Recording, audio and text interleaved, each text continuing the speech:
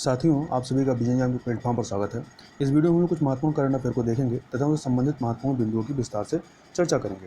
तो चर्चा को प्रारंभ करते हैं। सबसे पहले बात कर लेते हैं देहिंग पटकई एलिफेंट रिजर्व के संबंध में। तो देहिंग पटकई एलिफेंट रिजर्व जो था यह अभ्यारण्य जो है यह अप्रैल के महीने में भी चर्चा में था और वर्तमान में फिर चर्चा में है। तो यह परीक्षा के दृष्टिकोण से महत्वपूर्ण हो सकता है। तो इसके बारे में बात कर लेते हैं। तो कॉन्टेक्स्ट यह है कि असम के देहिंग पटकई जो स्थान है यहाँ पर कोयला खनन से संबंधित मुद्दे के कारण जो है ये देहिंग पटकई एलिफेंट रिजर्व की सोशल मीडिया पर काफ़ी चर्चा हुई है। यह रिजर्व तब सुर्खियों में आया जब national board for wild life अर्थात NBW ने नॉर्थ ईस्ट कोल फील्ड को अर्थात NECF कंपनी द्वारा खनन के लिए 57.20 हेक्टेयर के सल्की प्रपोज्ड रिजर्व फॉरेस्ट के उपयोग के प्रस्ताव को मंजूरी दे दी। यह सल्की प्रपोज्ड रिजर्व फॉरेस्ट जो है यह देहिंग पटकई एलिफेंट रिजर्व जो है इसी के भीतर स्थित है। अब यह जो देहिंग पटकई एलिफेंट रिजर्व है इसके संबंध में कुछ अन्य चीज़ों को देखें तो यह असम के देहिंग पटकई एलिफेंट रिजर्व जो है यह न केवल राज्य में अर्थात असम में बल्कि पूरे देश के सबसे अधिक पारिस्थितिक तंत्र से समृद्ध क्षेत्रों में एक माना जाता है। तो पहली चीज़ इसके बारे में याद रखिएगा कि देहिंग पटकई एलिफेंट रिजर्व कहाँ पर स्थित है, तो यह असम में स्थित है। और देहिंग पटकई वन्यजीव अभ्यारण्य जो है यह असम के डिब्रूगढ़ एवं तिनसुकिया जिलों में स्थित है और 111.19 किलोमीटर स्क्वायर वर्षा वन वाले क्षेत्र को यह कवर करता है, यह जो वन्यजीव अभ्यारण्य है।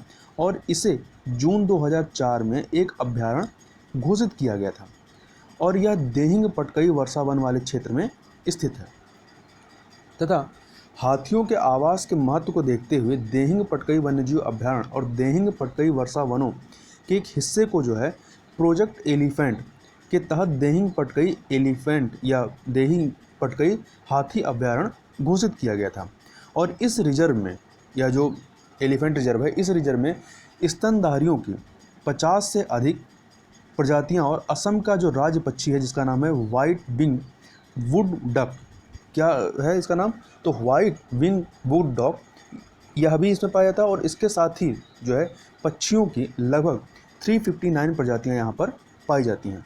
और यह जो असम का राज्य पक्षी है व्हाइट विंग वुड डक, इसके बारे में चीज़ याद रखिएगा कि जो आयुषियन है अंतर्राष्ट्रीय प्रकृति संरक्षण संघ है इसकी जो रेड लिस्ट होती है इसके रेड लिस्ट में यह गंभीर संकटग्रस्त अर्थात क्रिटिकली इंडेंजर्ड श्रेणी के अंतर्गत आता है। तो कहीं पे परीक्षा में ये श्रेणियों को मिलाने के लिए आ जाए तो याद रखिएगा व्हाइट विंग वुड डक जो है यह क्रिटिकली इंडेंजर्ड कैटेगरी के अंतर्गत आता है। अब आगे चलते हैं, बात कर लेते हैं कि जिसने इस कोल खदान के लिए जिसने मंजूरी दी है जिसका नाम है राष्ट्रीय वन्यजीव बोर्ड या national board for wild life. तो NBW के संबंध में चर्चा कर लेते हैं कि यह बोर्ड करता क्या है। तो वन्य जीवन संरक्षण अधिनियम 1972 या वन्य जीव संरक्षण अधिनियम 1972 के तहत वर्ष 2003 में राष्ट्रीय वन्यजीव बोर्ड का गठन किया गया था। तो याद रखिएगा कब किया गया था, तो 2003 में इसका गठन किया गया था। और किस अधिनियम के माध्यम से, तो वन्य जीवन या वन्य जीव संरक्षण अधिनियम 1972 के माध्यम से। तो इस प्रकार से एक अधिनियम के माध्यम से इसको स्थापित किया गया था। तो यह एक क्या है, सांविधिक संस्था है, ठीक है, स्टैट्यूटरी बॉडी है। और राष्ट्रीय वन्यजीव बोर्ड जो है यह वन्य पारिस्थितिकी से संबंधित मामलों में सर्वोच्च निकाय के रूप में कार्य करती है अर्थात एपेक्स बॉडी के रूप में कार्य करती है। और यह निकाय जो है वन्य जीवन से जुड़े मामलों तथा राष्ट्रीय उद्यानों और अभ्यारण्यों के आसपास निर्माण या अन्य परियोजनाओं की समीक्षा करता है, जैसे कि यहाँ पर कोयला खदान को मंजूरी देनी चाहिए या नहीं देनी चाहिए। तो इस तरह के जो भी मामले होते हैं इसके द्वारा इनकी समीक्षा की जाती है। तो इसने समीक्षा में पाया कि हाँ देनी चाहिए, तो इन्होंने कोयला खदान के लिए मंजूरी दे दी, जिसको लेकर के सोशल मीडिया पे काफ़ी चर्चा हुई और काफ़ी इसका विरोध भी हुआ। और सबसे खास बात, यह जो राष्ट्रीय वन्यजीव बोर्ड होती है इसकी जो अध्यक्षता किसके द्वारा की जाती है, तो प्रधानमंत्री के द्वारा की जाती है। मतलब प्रधानमंत्री जो होते हैं इसके पदेन अध्यक्ष होते हैं। तो आपसे परीक्षा में यदि वन लाइनर के तौर पर प्रश्न बनाएगा तो सीधे सीधे पूछ सकता है कि राष्ट्रीय वन्यजीव बोर्ड की अध्यक्षता किसके द्वारा की जाती है, पर्यावरण मंत्री के द्वारा या प्रधानमंत्री के द्वारा या किसी अन्य का नाम दे सकता है। तो याद रखिएगा इसकी अध्यक्षता प्रधानमंत्री के द्वारा की जाती है और उपाध्यक्ष जो इसके होते हैं वो जो पर्यावरण मंत्री होते हैं वो इसके उपाध्यक्ष होते हैं। अब चूँकि हमने एलिफेंट रिजर्व की बात की तो थोड़ा सा प्रोजेक्ट एलिफेंट के बारे में चर्चा कर लेते हैं। तो प्रोजेक्ट एलिफेंट के बारे में चर्चा इसलिए भी आवश्यक हो जाता है क्योंकि वर्तमान समय में क्या है कि हाथी का मुद्दा जो है देश में काफ़ी चर्चा में रहा है, तो इससे प्रश्न बनने की संभावना रहेगी, तो थोड़ा सा इसके बारे में भी चर्चा कर लेते हैं। तो जो प्रोजेक्ट एलिफेंट है, यह भारत सरकार ने फरवरी 1992 में पूर्णतः केंद्र पोषित योजना के रूप में प्रोजेक्ट एलिफेंट शुरू किया था। तो कब प्रारंभ किया गया था? तो फरवरी 1992। पीछे जैसे परीक्षा में कई बार क्या होता है, केवल सन दे देता है कि प्रोजेक्ट एलिफेंट कब चलाया गया था, तो याद रखिएगा फरवरी 1992 में। और यह पूर्णतः केंद्र पोषित योजना है। और इसके प्रोजेक्ट एलिफेंट के 3 उद्देश्य हैं। कौन कौन से? तो इसका पहला उद्देश्य है कि हाथियों तथा उनके पर्यावास अर्थात जो उनका हैबिटेट है उसका संरक्षण करना। दूसरा, मनुष्य व हाथी के बीच संघर्ष को रोकना, जो इनके बीच कन्फ्लिक्ट होता है उसको रोकना। तीसरा है घरेलू या पालतू हाथियों का कल्याण करना। तो यहाँ पर ध्यान रखिएगा कि जो एलिफेंट जो प्रोजेक्ट है, प्रोजेक्ट एलिफेंट, इसके तहत जो घरेलू या जो पालतू हाथियाँ हैं इनको भी इसके अंतर्गत रखा गया है। ऐसा नहीं कि केवल जंगली हाथियों के संरक्षण की बात की जा रही है, नहीं, इसमें घरेलू या पालतू हाथियों को भी शामिल किया गया है। तो परीक्षा में आपसे कथन के रूप में पूछ सकता है एक कथन दे करके कि यह जो प्रोजेक्ट एलिफेंट है इसमें केवल जंगली हाथी ही, जो वन में रहने वाले हाथी हैं, उन्हीं को शामिल किया गया, उन्हीं के संरक्षण की बात की जाती है। तो यह कथन गलत हो जाएगा।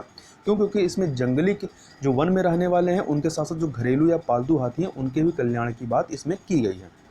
और यह जो प्रोजेक्ट है यह भारत के 16 राज्यों में संचालित है, मतलब 16 राज्य जहाँ पर हाथी पाए जाते हैं। तथा इसके अलावा देशव्यापी स्तर पर वन्य हाथियों की जो गणना है ये प्रत्येक वर्ष 5 वर्ष के अंतराल पर की जाती है। वहीं जो शेरों की गणना होती है वो 4 वर्ष के अंतराल पर की जाती है। और जो मनुष्यों के बारे में जो जनगणना होती है वो 10 वर्ष पर की जाती है। तो याद रखिएगा वन्य हाथियों की जो गणना होती है ये 5 वर्ष के अंतराल पर की जाती है। अब जो पिछली गणना कब हुई थी उसके बारे में थोड़ा सा डेटा देख लेते हैं। तो 12 अगस्त 2017, 12 अगस्त क्या होता है? 12 अगस्त को याद रखिएगा कि विश्व हाथी दिवस मनाया जाता है। तो 12 अगस्त 2017 को केंद्रीय पर्यावरण, वन एवं जलवायु परिवर्तन मंत्रालय द्वारा पहले समन्वय आधारित अखिल भारतीय हाथी संख्या आकलन, या इसको इंग्लिश में कहें तो first ever synchronised all India elephant population estimation के परिणाम जारी किए गए। तो मतलब कि जो इनकी लेटेस्ट जो जनगणना हुई थी, या जो इनकी गणना हुई थी हाथियों की, वो कब हुई थी? 2017 में हुई थी। तो 5 साल बाद होता, तो अगला कब होगा? 2022 में होगा। जो 2017 की जो इनकी गणना हुई थी उसके हिसाब से भारत में हाथियों की जो कुल संख्या है वो कितनी है? 27,312। ये 2017 का डेटा है। और इस रिपोर्ट के अनुसार सबसे अधिक हाथी भारत में कहाँ पाए जाते हैं? तो इसमें नंबर 1 पर आपका कर्नाटक है, दूसरे स्थान पर असम है और तीसरे स्थान पर केरल है। तो याद रखिएगा, इस क्रम को याद रखिएगा कि सबसे ज़्यादा हाथी कहाँ पाए जाते हैं। तो सबसे ज़्यादा कर्नाटक में, उसके बाद असम में और तीसरे नंबर पर केरल है। और ये 17 के पहले कब गणना हुई होगी? तो 2012 में हुई थी। अब एक तो प्रोजेक्ट एलिफेंट चलाया गया हाथियों के संरक्षण के लिए। इसके अलावा भी कुछ कार्यक्रम चलाए गए हैं जो हाथियों के संरक्षण संबंधित है। जैसे कि एक कार्यक्रम है हाथियों की अवैध हत्या की निगरानी कार्यक्रम, या इसको इंग्लिश में देखें तो monitoring of illegal killing of elephants. इसको शॉर्ट में हम लोग माइक के नाम से जानते हैं और परीक्षा में माइक नाम दे के ही पूछ लेता है। तो यह जो कार्यक्रम है, तो यह साइट्स के दलीय सम्मेलन अर्थात जो कॉन्फ्रेंस ऑफ पार्टीज होती है, तो इनके द्वारा यह कार्यक्रम दक्षिण एशिया के देशों में वर्ष 2003 में शुरू किया गया था। तो याद रखिएगा जो माइक कार्यक्रम है कब चालू किया गया? तो 2003 में, जबकि प्रोजेक्ट एलिफेंट 1992 में चालू किया जाता है। तथा यहाँ पर खास बात क्या है कि ये जो माइक कार्यक्रम है इसमें कौन से देश शामिल हैं? तो जो दक्षिण एशिया के देश हैं, जिसमें आपका भारत भी आता है, तो दक्षिण एशिया के देश इसमें शामिल हैं। तो ऐसे दे सकता है कि माइक के अंतर्गत जो कौन से देश आते हैं? एशिया के देश आते हैं, तो नहीं, दक्षिण एशिया के देश आते हैं। तो इसको 2003 में शुरू किया गया था। अब इसमें देख लेते हैं कि जो भारत के जो एलिफेंट रिजर्व हैं, कौन कौन से भारत के एलिफेंट रिजर्व जो माइक स्थल के रूप में सूचीबद्ध किए गए हैं, तो उनको एक बार नाम देख लेते हैं। तो इसमें सबसे पहला नाम आता है चिरांग रिपू का। तो चिरांग रिपू यह जो एलिफेंट रिजर्व है कहाँ पर है? यह असम में है। इसके अलावा दिहिंग पटकई, यह भी असम में, जिसके बारे में हम लोग चर्चा कर रहे थे। इसके अलावा पूर्वी दुआर, यह पश्चिम बंगाल में है। देमाली अरुणाचल प्रदेश।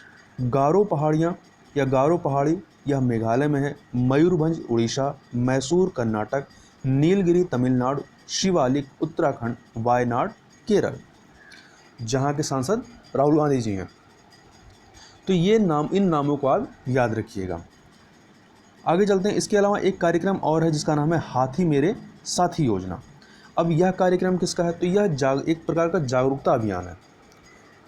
तो यह जागरूकता अभियान जो है पर्यावरण, वन एवं जलवायु परिवर्तन मंत्रालय तथा wild life trust of India WTI द्वारा संयुक्त रूप से शुरू किया गया है। तो किसके द्वारा किया गया है? तो पर्यावरण, वन एवं जलवायु परिवर्तन मंत्रालय तथा wild life trust of India WTI के द्वारा।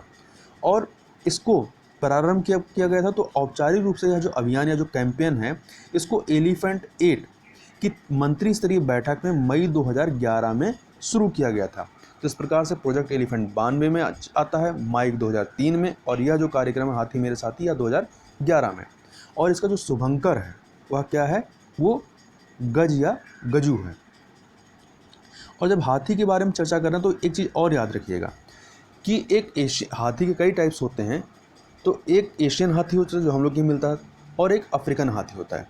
तो जो एशियन हाथी होता है जो हमारे भारत में मिलता है, यह जो आईयूसीएन की जो रेड लिस्ट है उसमें इंडेंजर्ड श्रेणी के अंतर्गत आता है, अर्थात संकटग्रस्त श्रेणी में आता है। इसके अलावा जो अफ्रीकन हाथी होते हैं ये आपके वल्नरेबल कैटेगरी में आते हैं। तो यह कैटेगरी याद रखिएगा कि जो एशियन हाथी जो भारत में पाए जाते हैं ये इंडेंजर्ड श्रेणी में आते हैं आईयूसीएन की रेड लिस्ट में, जबकि जो अफ्रीकन हाथी होते हैं वो वल्नरेबल श्रेणी में आते हैं आईयूसीएन की रेड लिस्ट में। अब चूँकि हमने असम के जो आपका देहिंग पटकाई एलिफेंट रिजर्व था वो असम में से था, तो अब थोड़ा सा जो असम के अन्य जो एलिफेंट रिजर्व हैं यहाँ पर स्थित, उनके नाम को भी एक बार हम लोग देख लेते हैं। तो इसमें पहला नाम आपका आता है शोनितपुर। शोनितपुर आपका एलिफेंट रिजर्व है। दिहंग पटकाई एलिफेंट रिजर्व, चिरांग रिपू, इसके आगे आप लोग एलिफेंट रिजर्व जोड़ लीजिएगा, काजीरंगा कार्बी एंगलांग और धनसिरी लुंगडिंग। ठीक है, तो ये आपके जो 5 हैं कौन कौन से? सोनितपुर, दिहिंग पटकाई, चिरांग रिपू, काजीरंगा कार्बी एंगलांग और धनसिरी लुंगडिंग, जिसमें से दिहंग पटकाई और चिरांग रिपू आपका माइक वाले स्थल में भी शामिल है। आगे चलते हैं, आगे बात कर लेते हैं तुरंत कस्टम्स। तो यह एक कार्यक्रम है। तो इस कार्यक्रम के बारे में देख लेते हैं कि तुरंत कस्टम कार्यक्रम है क्या। तो हाल ही में केंद्रीय अप्रत्यक्ष कर एवं सीमा शुल्क बोर्ड, अर्थात इसको इंग्लिश में देखें तो central board of indirect taxes and customs CBIC ने बेंगलुरु व चेन्नई, बेंगलुरु आपका कर्नाटक में है, चेन्नई आपका तमिलनाडु में, तो बेंगलुरु व चेन्नई में अपना फ्लैगशिप कार्यक्रम तुरंत कस्टम्स लॉन्च किया है। तो याद रखिएगा किसका कार्यक्रम है? तो यह केंद्रीय अप्रत्यक्ष कर एवं सीमा शुल्क बोर्ड CBIC का कार्यक्रम है। और यह फ्लैगशिप अभी यह क्या है? पायलट प्रोजेक्ट के तौर पर इसको लॉन्च किया गया है बेंगलुरु और चेन्नई के लिए। अब इसके बारे में अन्य डिटेल को देख लें तो CBIC ने बताया है कि यह क्या है? आयातित वस्तुओं जो इम्पोर्टेड गुड्स होते हैं, तो इम्पोर्टेड गुड्स को कम समय में सीमा शुल्क निकासी के लिए प्रौद्योगिकी का लाभ उठाने से संबंधित कार्यक्रम है। मतलब कि जो इम्पोर्टेड गुड्स हैं उनको किस प्रकार से यहाँ पे जो इससे संबंधित जो चीज़ें रूल रेगुलेशन होते हैं उनको कितने जल्दी से जल्दी प्रौद्योगिकी का प्रयोग करके उसको पूरा किया जा सके, और जल्द से जल्द जिन्होंने जो इनमें आपके इम्पोर्टर हैं उनको वह उनकी वस्तुएं प्राप्त हो सकें, जिससे कि वो मार्केट में उसको ले जा करके बेच सकें या जिस भी पर्पज से उन्होंने मंगाया है उसका इस्तेमाल कर सकें। तो इस कार्यक्रम के तहत जो आयातक होंगे, तो आयातकों द्वारा आयात किए गए सामान, आयातक अर्थात जो इम्पोर्टर होंगे, तो इम्पोर्ट किए गए सामान का क्लियरेंस जो है, क्लियरेंस फेसलेस, कॉन्टैक्टलेस और पेपरलेस होगा। मतलब ये इसको क्लियर, जो सामान मंगाए जाते हैं उसका क्लियरेंस देने के लिए टेक्नोलॉजी का प्रयोग करके उस फेसलेस, कॉन्टैक्टलेस और पेपरलेस बनाया जाएगा। इसका मतलब क्या हुआ? इसको एग्जाम्पल से ऐसे समझ सकते हैं कि तुरंत कस्टम यह जो प्रोग्राम है इसके जरिए आयातित सामान अगर चेन्नई में आता है अर्थात तमिलनाडु में आता है, तो उसका क्लियरेंस जो है बेंगलुरु में बैठा हुआ ऑफिसर दे सकता है। और इसी तरह अगर बेंगलुरु में कोई सामान आता है तो उसका क्लियरेंस जो है चेन्नई में बैठा हुआ अफसर भी दे सकता है टेक्नोलॉजी के मदद से। तथा यह जो तुरंत कस्टम, यह जो पहल प्रारंभ किया गया है या जो कार्यक्रम लाया गया है, यह ईज ऑफ डूइंग बिजनेस के लिए एक प्रमुख सुधार पहल है। मतलब कि इस तरह की चीज़ों को लागू करने से क्या होगा कि जो हमारा ईज ऑफ डूइंग बिजनेस में जो रैंकिंग है उसमें भी सुधार होगा। क्यों? क्योंकि जो आपका इम्पोर्टर है वो चीज़ों को आसानी से, मतलब कम टाइम में ही उसको क्लियरेंस मिल जाएगा जो वो इंपोर्ट वस्तुओं को इंपोर्ट करेगा। तो एक प्रकार से क्या है, यह एक जो ईज ऑफ डूइंग बिजनेस में जो बाधाएं हैं उनको दूर करने की दिशा में यह एक कदम के तौर पर इस्तेमाल होगा। अब हमने ईज ऑफ डूइंग बिजनेस की बात की है, तो जो अभी ease of doing business report 2020 अभी जो लेटेस्ट रिपोर्ट है उसके बारे में थोड़ी सी चर्चा कर लेते हैं। तो यह जो ease of doing business report है 2020, तो इसका शीर्षक तो 2020 है, परंतु इसको जारी कब किया गया था या रिपोर्ट कब आई थी, तो यह रिपोर्ट जो आई थी आपकी पिछले साल 2019 में। अब इसको जारी कौन करता है, तो इसका जो जारी करता होता है वो वर्ल्ड बैंक है। तो याद रखिएगा, ease of doing business report किसके द्वारा जारी किया जाता है, वर्ल्ड बैंक के द्वारा जारी किया जाता है। और ये कब से जारी किया जा रहा है, तो वर्ष 2003 से जारी किया जा रहा है। तो पहली बार 2003 में जारी किया गया था, तब से यह प्रत्येक वर्ष जारी किया जाता है। और यह जो 2020 की रिपोर्ट आई है, इसमें जो शामिल देशों की संख्या थी कितनी थी, 190 देशों को शामिल किया गया था। और यह जो रिपोर्ट है या जो यह इंडेक्स जारी किया जाता है, यह 10 संकेतकों या 10 इंडिकेटर्स या कह सकते हैं कि 10 पैरामीटर्स पर यह रिपोर्ट जो है आधारित होता है। यदि आप भारत की बात करें तो भारत की जो रैंकिंग है 2020 की रिपोर्ट में वह कितनी है, 63 है। जबकि जो पिछली 2019 वाली रिपोर्ट थी वो 2019 वाली रिपोर्ट कब आई रही होगी, तो 2018 में आई रही होगी। तो 2019 वाली रिपोर्ट में भारत की जो रैंकिंग थी 77 थी। ठीक है, उसके पहले जो 2018 की रिपोर्ट थी उसमें 100 थी, तो वहाँ पर आपका 33 का सुधार हुआ था। अब पिछले वर्ष से इस बार में कितना सुधार हुआ है, तो 14 स्थानों का सुधार हुआ है। तो याद रखिएगा 2020 की रिपोर्ट में भारत की रैंक कितनी है, 63 है। उसके पहले कितनी थी, 77। और कितने का सुधार हुआ है, तो 14 अंकों का सुधार हुआ है। तो इतनी बातें याद रखिएगा। इसके अलावा यह जो रिपोर्ट है ईज ऑफ डूइंग बिजनेस वाली, इसमें नंबर 1 पर कौन है, तो नंबर 1 पे आपका न्यूजीलैंड है। और लास्ट 190वें पायदान पर कौन है, तो सोमालिया है। अफ्रीकन कंट्री सोमालिया है। और सोमालिया जो है आपका हॉर्न ऑफ अफ्रीका जो आप पढ़ते हैं, तो हॉर्न ऑफ अफ्रीका का भी में भी यह शामिल है। अब थोड़ा सा कॉन्टेक्स्ट में फिर से आते हैं। तो यह जो तुरंत कस्टम जो यह कार्यक्रम लाया गया है, तो यह क्या है कि दिसंबर 2020 तक इसे, मतलब जो तुरंत कस्टम यह कैंपेन या जो पहल है, इस तुरंत कस्टम को देश के सभी बंदरगाहों, हवाई अड्डों, आंतरिक कंटेनर डिपो में शुरू किया जाएगा। और पहले चरण के तहत इसके अंतर्गत देश के प्रमुख बंदरगाहों एवं हवाई अड्डों पर मैकेनिकल, इलेक्ट्रिकल एवं इलेक्ट्रॉनिक्स मशीनरी के आयात को कवर किया जाएगा। मतलब सारे वस्तुओं को अभी नहीं कवर किया जाएगा। पहले चरण के अंतर्गत जो मैकेनिकल, इलेक्ट्रिक और इलेक्ट्रॉनिक्स मशीनरी जो इंपोर्ट किए जाएंगे उनको इसके माध्यम से क्लियरेंस प्रदान करने का कार्य किया जाएगा। अब बात कर लेते हैं केंद्रीय अप्रत्यक्ष कर एवं सीमा शुल्क बोर्ड, जिसके द्वारा यह कार्यक्रम लॉन्च किया गया है तुरंत कस्टम्स का। तो central board of indirect taxes and customs, CBIC के बारे में बात करें तो सीबीआईसी जो है केंद्रीय वित्त मंत्रालय के अंतर्गत जो राजस्व विभाग होता है, तो राजस्व विभाग का एक सहायक बोर्ड है। तो याद रखिएगा किस मंत्रालय के तहत आता है, तो केंद्रीय वित्त मंत्रालय, और उसके अंतर्गत कहाँ आता है, राजस्व विभाग के अंतर्गत आता है यह। और यह भारत में सेवा कर अर्थात सर्विस टैक्स, जीएसटी, केंद्रीय उत्पाद शुल्क और नारकोटिक्स के लिए यह उत्तरदायी मुख्य राष्ट्रीय एजेंसी है। मतलब इनके लिए क्या है, एक एपेक्स बॉडी के तौर पर कार्य करती है। और यह स्थापित कैसे हुआ, तो इसका बैकग्राउंड यदि देखें तो यह भारत के सबसे पुराने सरकारी विभागों में से एक है, जो 1855 में तत्कालीन ब्रिटिश गवर्नर, तो उस समय ब्रिटिश गवर्नर कौन था, तो लॉर्ड डलहौजी उस समय ब्रिटिश गवर्नर था। तो तत्कालीन ब्रिटिश गवर्नर लॉर्ड डलहौजी द्वारा भारत में सीमा शुल्क कानूनों, आयात शुल्क और भूमि राजस्व संग्रह के प्रशासन के लिए स्थापित किया गया था इस संस्था को। और पहले इसका जो नाम था वो क्या था, केंद्रीय उत्पाद व सीमा शुल्क बोर्ड था, सीबीईसी था। या इंग्लिश में देखें तो central board of excise and custom हुआ करता था। परंतु वर्ष 2017 में जब आपका जीएसटी आता है, तो उसके बाद इसका नाम बदल कर क्या कर दिया गया, इसका नाम बदल कर रखा जाता है केंद्रीय अप्रत्यक्ष कर व सीमा शुल्क बोर्ड, सीबीआईसी कर दिया गया है। और यह जो सीबीआईसी बोर्ड है, यह बोर्ड अपने अधीनस्थ संगठनों के लिए एक प्रशासनिक प्राधिकरण के रूप में कार्य करता है, जिसमें कस्टम हाउस, केंद्रीय उत्पाद शुल्क एवं केंद्रीय जीएसटी आयुक्त और केंद्रीय राजस्व नियंत्रण प्रयोगशालाएं अर्थात सेंट्रल रेवेन्यूज कंट्रोल लैबोरेटरी जो है, ये सारी चीज़ें जो संगठन हैं इसके अंतर्गत शामिल हैं। तथा एक और फैक्ट याद रखिएगा, यह जो CBIC है इसके द्वारा प्रत्येक वर्ष 24 फरवरी को केंद्रीय उत्पाद शुल्क दिवस अर्थात सेंट्रल एक्साइज डे मनाया जाता है। आगे चलते हैं, आगे बात कर लेते हैं किसान उत्पादक संगठन अर्थात फार्मर प्रोड्यूसर ऑर्गेनाइजेशन FPO के बारे में। तो यह चर्चा में क्यों आया? तो चर्चा में यह इसलिए आया कि भारत सरकार ने कहा है कि जो भारत सरकार है वो अगले 3 वर्षों में 3500 किसान उत्पादक संगठनों अर्थात फार्मर प्रोड्यूसर ऑर्गेनाइजेशन का निर्माण करेगी, जिससे किसानों को उनकी उपज का उचित पारिश्रमिक जो है मूल्य मिल सके, मतलब उनके जो उपज है उसका उचित मूल्य उनको मिल सके। इसके लिए जो है अगले 3 वर्षों में 3500 किसान उत्पादक संगठनों का निर्माण किया जाएगा। अब प्रश्न उठता है कि यह किसान उत्पादक संगठन होता क्या है?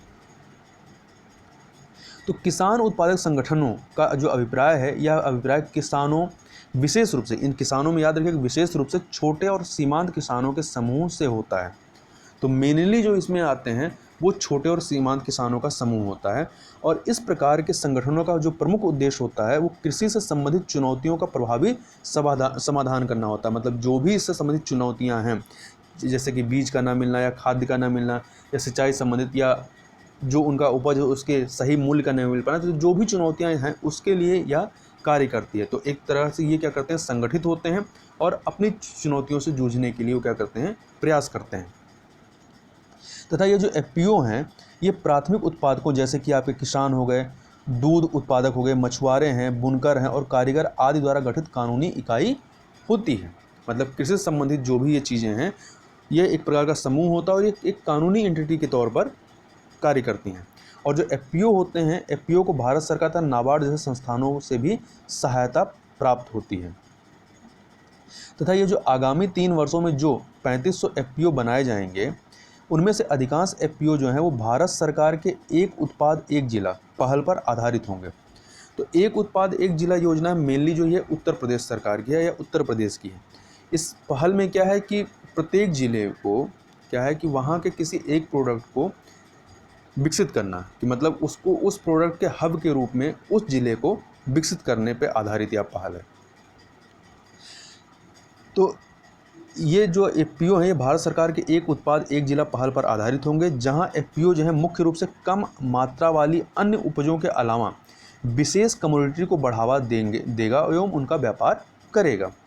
इसके अलावा 2020 में वित्त मंत्री ने अपने बजट भाषण में आगामी 5 वर्षों में 10,000 FPO बनाने में मदद करने की घोषणा की थी। मतलब जो 2020-21 का जो बजट था तो उस बजट के दौरान वित्त मंत्री ने यह घोषणा की थी कि अगले 5 वर्षों में 10,000 FPO बनाने में मदद की जाएगी।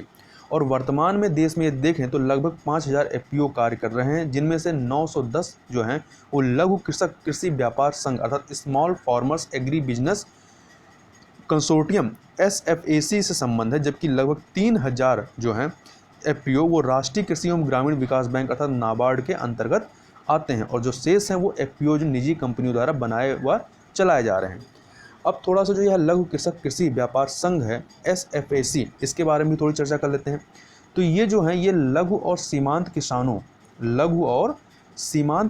को किसान हित समूहों, कृषक उत्पाद संगठनों अर्थात FPO और किसान उत्पादक कंपनियों को संगठित करने के लिए अग्रणी संघ है। मतलब इनको संगठित करने में चाहे आपके किसान हित समूह बनाना हो, चाहे आपको कृषक उत्पाद संगठन बनाना हो या किसान उत्पाद कंपनियां बनाना हो, तो इनको संगठित करने के लिए ये मदद प्रोवाइड करती हैं। यह जो है यह छोटे व लघु किसानों तक कृषि निवेशकों की पहुंच और सस्ती दर पर उत्पादों की उपलब्धता को बढ़ाने के लिए एक मंच उपलब्ध कराने का कार्य इनके द्वारा किया जाता है।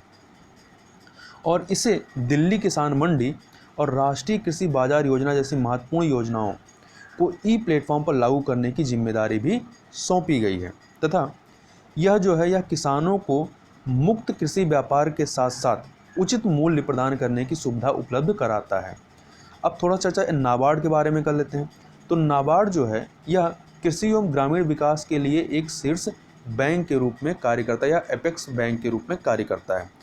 और इसकी स्थापना शिव रमन समिति की सिफारिशों के आधार पर संसद के एक अधिनियम के द्वारा की गई थी। तो संसद के अधिनियम से बनी है, तो यह एक सांविधिक संस्था हो गई। तो यहाँ याद रखिएगा, पूछा जा सकता है कि नाबार्ड की स्थापना किस समिति की सिफारिशों पर हुई थी, तो याद रखिएगा शिव रमन समिति की सिफारिशों पर। और कब हुई थी? 12 जुलाई 1982 में।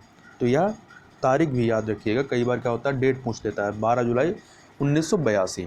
तो यह एक सांविधिक संस्था है और इसका मुख्यालय कहाँ है? तो इसका मुख्यालय दिल्ली नहीं है बल्कि मुंबई में है। तो दिल्ली से कंफ्यूज मत करिएगा, मुंबई में है। इसका कार्य यदि बात करें सर, इसका कार्य कृषि, लघु उद्योग, कुटीर एवं ग्रामीण उद्योग, हस्तशिल्प और अन्य ग्रामीण शिल्पों के संवर्धन और विकास के लिए ऋण उपलब्ध कराना इसका महत्वपूर्ण या मुख्य कार्य इसका है। आगे चलते हैं, आगे बात करते हैं राज्य खाद्य सुरक्षा सूचकांक 2019-20 के संबंध में, या स्टेट फूड सेफ्टी इंडेक्स 2019-20।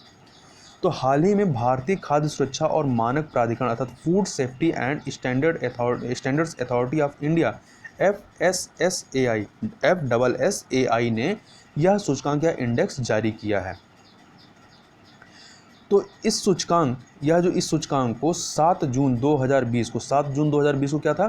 तो 7 जून को विश्व खाद्य सुरक्षा दिवस मनाया जाता है। तो विश्व खाद्य सुरक्षा दिवस के अवसर पर एक वेबिनार के माध्यम से इसको जारी किया गया था। और यहाँ पर याद रखिएगा कि विश्व खाद्य सुरक्षा दिवस कब मनाया गया? 7 जून को। इसकी इस बार की जो थीम थी 2020 की, वह क्या थी? तो खाद्य सुरक्षा सभी का सरोकार, या इंग्लिश में कहें तो food safety is everyone's business, यह इस बार की थीम रही है। अब आते हैं इस सूचकांक पे, खाद्य सुरक्षा सूचकांक 2019-20 में। तो इस सूचकांक में क्या है कि राज्यों को 3 कैटेगरी में डिवाइड किया गया है, बड़े राज्य, छोटे राज्य और संघ शासित प्रदेश। तो बड़े राज्यों में देखें तो बड़े राज्यों में नंबर 1 पर आपका गुजरात है, शीर्ष पर फिर तमिलनाडु है और फिर महाराष्ट्र है।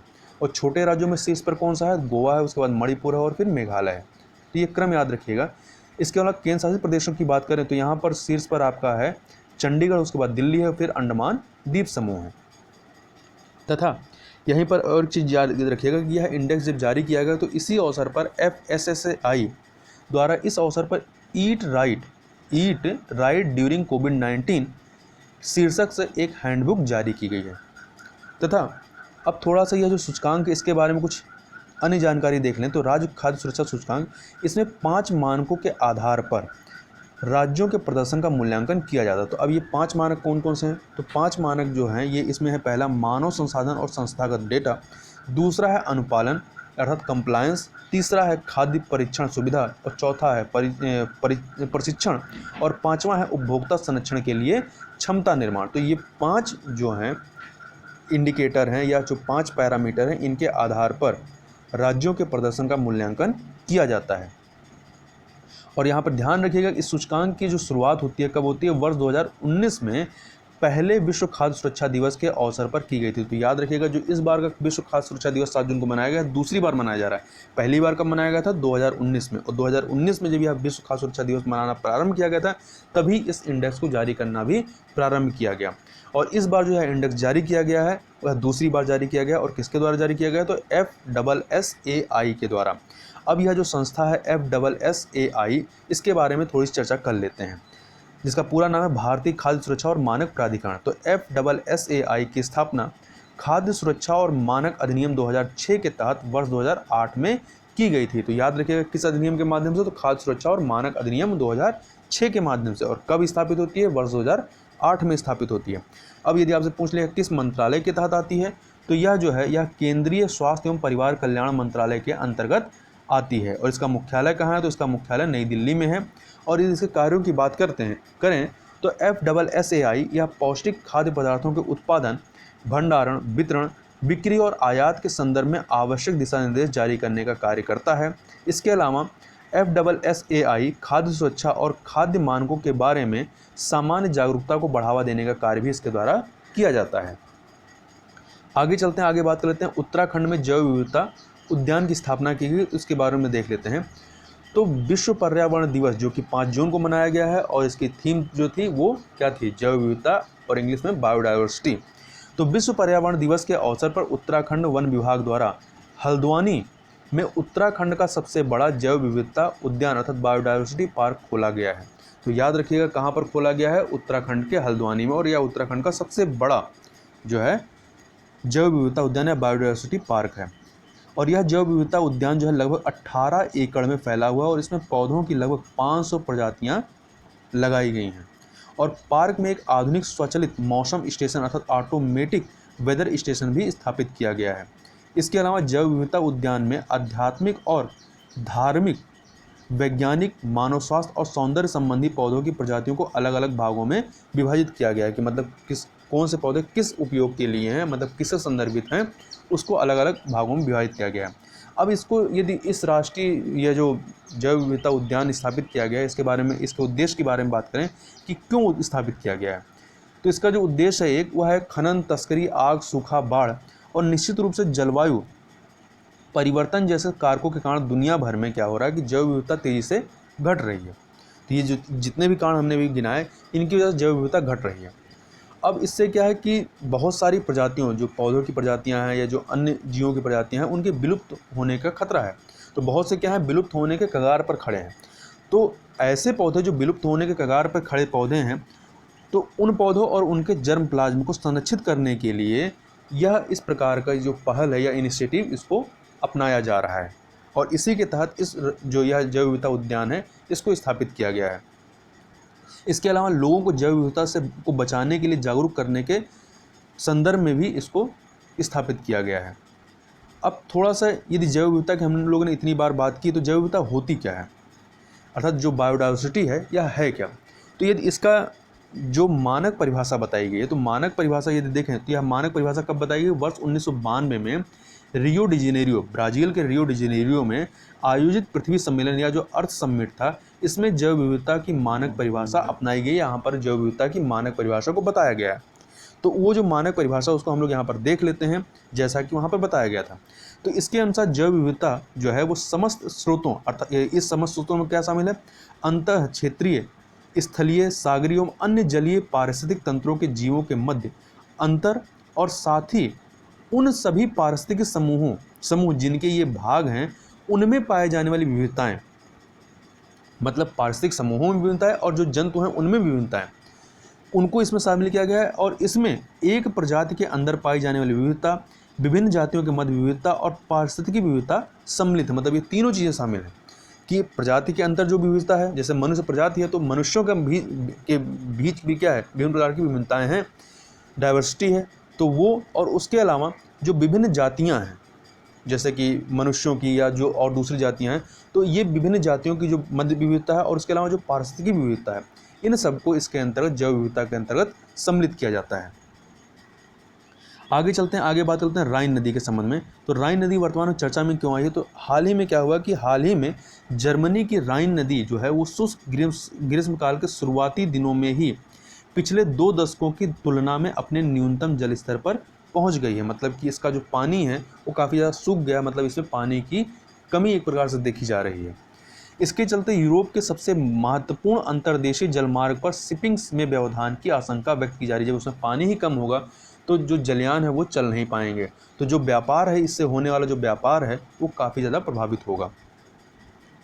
अब प्रश्न उठता है कि ये जो नदी के जलस्तर में कमी दर्ज की गई है या जो कमी देखी जा रही है, इसका रीज़न क्या है। कुछ तो रीज़न होगा जिसकी वजह से ये नदी का जलस्तर कम हो रहा है। तो चूँकि ये जो नदी का जो पानी है, जिसमें जो पानी आता है वो जो ग्लेशियर पिघलते हैं उसका पानी, और जो वर्षा होती है उसके पानी से ही मुख्यतः इसमें पानी आता है। तो हुआ क्या कि पिछले कुछ वर्षों से ग्लोबल वार्मिंग के कारण ग्लेशियरों पर क्या हो रहा है, बर्फ़ का निर्माण कम हो रहा है।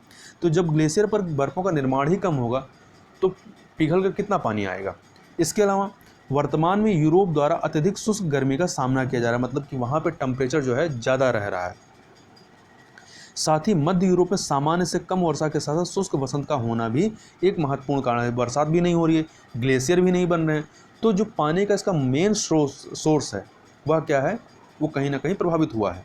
इसके अलावा वर्ष 2019 की जो हीट वेव के कारण भूजल स्तर था वो भी कम हो गया है, तथा जल स्तर की इस कमी ने मिट्टी तथा वनस्पति की आर्द्रता को भी काफ़ी ज़्यादा प्रभावित किया। तो ये सब जो कारण है सम्मिलित रूप से इसका जो जल स्तर में कमी आई है उसके लिए उत्तरदायी हैं। अब जो राइन नदी है, राइन नदी के बारे में थोड़ी चर्चा करते हैं।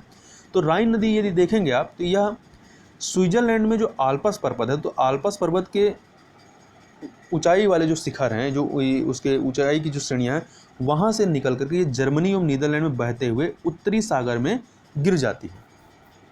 मतलब उत्तरी सागर के तट पर कौन सा देश आता है, नीदरलैंड। तो नीदरलैंड से गुजरते हुए उत्तरी सागर में जाकर के गिर जाती है।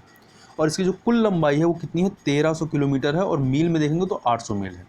तथा यह जो जहाँ से गुजरती है तो खनिज संपदा से भरपूर औद्योगिक क्षेत्र में बहने के कारण इस नदी का जो महत्व है वो व्यापारिक मार्ग के रूप में अधिक है।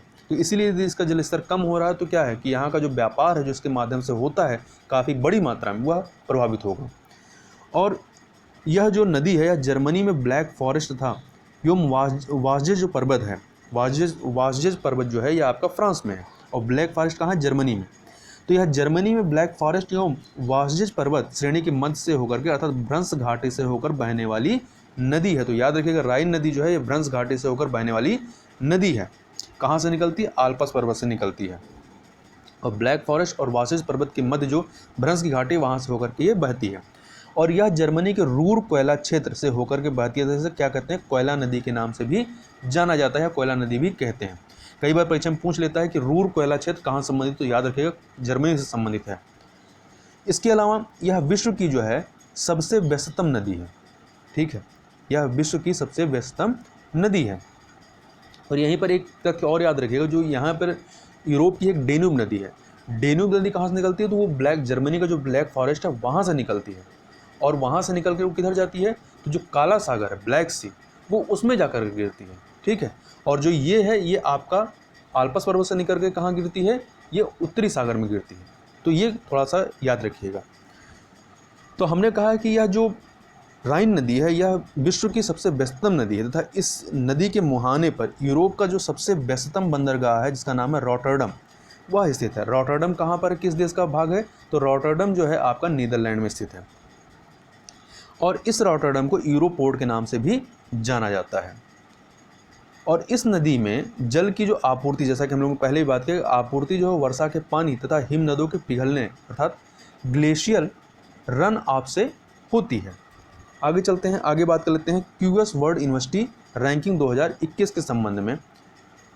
तो सबसे पहले थोड़ा सा ये जो क्यूएस वर्ल्ड यूनिवर्सिटी रैंकिंग है इसका थोड़ा सा बैकग्राउंड देख लेते हैं, फिर वर्तमान पर आते हैं जो 2021 की रिपोर्ट है। तो क्यूएस वर्ल्ड यूनिवर्सिटी रैंकिंग की जो स्थापना है ये वर्ष 2004 में हुई थी, मतलब 2004 से यह जो है रैंकिंग इसके द्वारा जारी की जाती है। और क्यूएस जो है यह महत्वाकांक्षी पेशेवरों को उनके व्यक्तिगत और व्यावसायिक विकास को प्रोत्साहित करने हेतु एक प्रमुख वैश्विक कैरियर तथा शैक्षणिक नेटवर्क है। और यह क्यूएस वर्ल्ड यूनिवर्सिटी रैंकिंग जो है यह वैश्विक स्तर पर प्रतिवर्ष विश्वविद्यालय रैंकिंग का प्रकाशन इसके द्वारा किया जाता है। अब आते हैं हम लोग क्यूएस वर्ल्ड यूनिवर्सिटी रैंकिंग 2021 पे। तो इसमें जो पहले स्थान पर जो पहली रैंक मिली है वो किसको मिली है, तो पहली रैंक याद रखिएगा, कई बार पूछ लेता है कि यूएस वर्ल्ड रैंकिंग इंडेक्स में सबसे टॉप पर कौन रहा है, तो जो मैसाचुसेट्स इंस्टीट्यूट फॉर टेक्नोलॉजी है, अर्थात जिसको शॉर्ट हम लोग MIT के नाम से जानते हैं, यह अमेरिका में स्थित है, तो यह जो है नंबर 1 पर है। अब हम लोग बात कर लेते हैं भारत के संदर्भ में। तो भारत के संदर्भ में बात करें तो 1000 जो इसके तहत जो 1000 वैश्विक संस्थानों की जो सूची जारी की जाती है, तो इस 1000 वैश्विक संस्थानों की सूची में भारतीय संस्थानों की जो कुल संख्या है वो पिछले बार से घट गई है, और घट करके कितनी हो गई, केवल 21 रह गई है। और इस सूची में यदि भारत के संदर्भ में देखें कि नंबर 1 पर कौन है, मतलब भारत के जितने यूनिवर्सिटीज इसमें शामिल हुए तो उसमें नंबर 1 पर कौन है, तो उसमें नंबर 1 या सबसे हाई रैंकिंग किसको मिली है, तो वह है IIT बॉम्बे, जिसको इस 1000 की सूची में 172वीं रैंकिंग मिली है। कितनी मिली है, 172वीं रैंकिंग मिली है। फिर भी पिछले वर्ष से अगर कंपेयर करेंगे तो इसकी रैंकिंग में 20 स्थानों की गिरावट दर्ज की गई है। और IIT बॉम्बे जो है इस रैंकिंग में या जो जारी किया जाता है, यह भारत का लगातार तीसरे वर्ष जो है सर्वश्रेष्ठ विश्वविद्यालय बना रहा, मतलब तीसरे वर्ष जो है भारत की तरफ से नंबर 1 पर है। और इस बार जितने भी विश्वविद्यालय शामिल थे उनकी सबकी रैंकिंग कुछ ना कुछ घटी है, केवल IIT गुवाहाटी और IIT हैदराबाद की रैंकिंग में सुधार हुआ। और IIT हैदराबाद के बारे में बात करें तो IIT हैदराबाद पहली बार इस सूची में शामिल हुआ, मतलब अंडर 1000 में आया है। तो इस प्रकार से IIT बॉम्बे की रैंकिंग जो है 172वीं है। इसके अलावा भारतीय विज्ञान संस्थान IISc बेंगलोर इसकी जो पोजीशन है वो 150वीं है, 185। IIT दिल्ली की 193 है और IIT मद्रास की 275 है। तो मेनली आप बॉम्बे वाला याद रखिएगा, पहला ही पूछेगा, और यह पूरे वर्ल्ड में पहले पे पूछेगा। इसके अलावा जो भारतीय संस्थान है, भारतीय संस्थानों को अंतर्राष्ट्रीय संकाय अर्थात जो इंटरनेशनल फैकल्टी हैं और जो इंटरनेशनल स्टूडेंट होते हैं उनके अनुपात के संदर्भ में 6 मापदंडों में से 0 अंक प्राप्त हुए हैं। मतलब 6 मापदंडों में भारत को 0 अंक दिए गए हैं, इस वजह से भी इसकी रैंकिंग गड़बड़ाई है। अब ये जो 0 रैंक प्राप्त हुए हैं इसका रीजन भी है, क्योंकि भारत में इसकी गणना में जो इसकी गणना की जाती है, इसकी गणना में केवल पूर्णकालिक शिक्षकों को ही शामिल किया जाता है, जबकि अमेरिकी विश्वविद्यालयों में इसमें पीएचडी छात्रों और अनुसंधान सहायककर्ताओं को भी गणना में शामिल कर लिया जाता है। जैसा कि हम लोग केवल पूर्णकालिक शिक्षक को शामिल करते हैं और ये लोग इनको भी शामिल कर लेते हैं, इसलिए इनकी रैंकिंग ज़्यादा अच्छी हो जाती है। अब हम लोग यहाँ पर कुछ टिडबिट्स करंट अफेयर को देख लेते हैं। तो इसमें सबसे पहले बात कर लेते हैं कि भारत सरकार ने तत्काल प्रभाव से बांस आयात पर लगने वाले सीमा शुल्क को 10% से बढ़ा करके 25% कर दिया है। ठीक है, और यह निर्णय आत्मनिर्भर भारत अभियान है उसके तहत घरेलू बांस के उपयोग को प्रोत्साहित करने के लिए किया गया है। आगे चलते हैं, अगला है गृह मंत्रालय द्वारा स्वतंत्रता सेनानियों के कल्याण के लिए पुनः एक नई समिति का गठन किया गया है। इस समिति की अध्यक्षता जो है देश के गृह राज्य मंत्री जी किशन रेड्डी करेंगे और इसमें 9 अन्य प्रख्यात स्वतंत्रता सेनानी शामिल होंगे सदस्य के रूप में। और यह मंत्रालय जो है गृह मंत्रालय जीवित स्वतंत्रता सेनानियों और उनके परिवारों की सेवा करने के लिए एक अन्य अलग प्रभाग की सुविधा देगा। आगे चलते हैं, अगला है क्रेडिट रेटिंग एजेंसी S&P ने भारत की सॉवरेन रेटिंग को BBB- पर बरकरार रखा। मतलब जो पिछली बार इसने रैंकिंग दी वही रैंकिंग अभी भी, उसमें कोई चेंजिंग इसने नहीं की है। और रेटिंग एजेंसी ने कहा है कि भारत की अर्थव्यवस्था और राजकोषीय स्थिति जो है अर्थात फिस्कल सिचुएशन जो है इसके जल्द स्थिर होने की संभावना है और जिसके कारण 2021 में इसमें सुधार देखने की उम्मीद है। तथा इसके अलावा अगला देखें तो इसके अलावा एक और क्रेडिट रेटिंग एजेंसी जिसका नाम है मूडीज। तो credit rating agency Moody's investor services अर्थात मूडीज द्वारा भारत की सॉवरेन रेटिंग को घटा करके Baa3 कर दिया गया है। मतलब इसने क्या है पिछली बार से रेटिंग को घटा दिया है। और घटाया क्यों, इसके लिए रीजन जो इन्होंने बताया है, इनके अनुसार भारत की बिगड़ती राजकोषीय स्थिति और लो ग्रोथ वाली अवधि के जोखिमों को कम करने के लिए पॉलिसीज जो बनाई गई हैं, उन पॉलिसीज के क्रियान्वयन में भारत द्वारा सामना की जा रही चुनौतियों का हवाला देते हुए जो है रेटिंग को Baa2 से घटा करके Baa3 कर दिया गया। मतलब पहले रेटिंग हमारी Baa2 थी, अब घटा करके Baa3 कर दिया गया है। और Baa3 जो है यह सबसे कम निवेश रैंकिंग है। मतलब यह जो सूची आप देखेंगे तो इसमें यह जो Baa3 है ये निवेश के हिसाब से देखें तो सबसे नीचे लोअर वाली है। अब यदि इससे एक स्थान भी अगर भारत नीचे चला जाता है, रैंकिंग इसकी घटाई जाती है, तो भारत किस में चला जाएगा, जंक ग्रेड में चला जाएगा। मतलब यह जंक ग्रेड जो होता है उससे सिर्फ एक पायदान ऊपर है। जंक ग्रेड वाले क्या होते हैं, डिफॉल्ट पोजीशन में आते हैं। जंक ग्रेड के बारे में ऐसे समझ सकते हैं कि जो इन्वेस्टर होते हैं, जो निवेशक होते हैं, उनको यह सजेशन दिया जाता है कि आप जो जंक ग्रेड वाले देश हैं या जो डिफ़ॉल्ट कैटेगरी वाले देश हैं वहाँ पर इन्वेस्टमेंट ना करिए। क्यों? क्योंकि यदि आप वहाँ इन्वेस्टमेंट करते हैं तो आपका इन्वेस्टमेंट फंस सकता है, आपको रिफंड जो है वो नहीं मिल पाएगा, तो वहाँ पर आपका मतलब फंसने के पूरे चांसेस हैं। तो इस प्रकार से भारत केवल यदि एक रैंक भी अगर घटती है तो भारत किस में चला जाएगा, जंक ग्रेड में चला जाएगा, जहाँ पर लोग जो निवेशक हैं उनको ये बताया जाएगा कि आप यहाँ पर निवेश ना करें।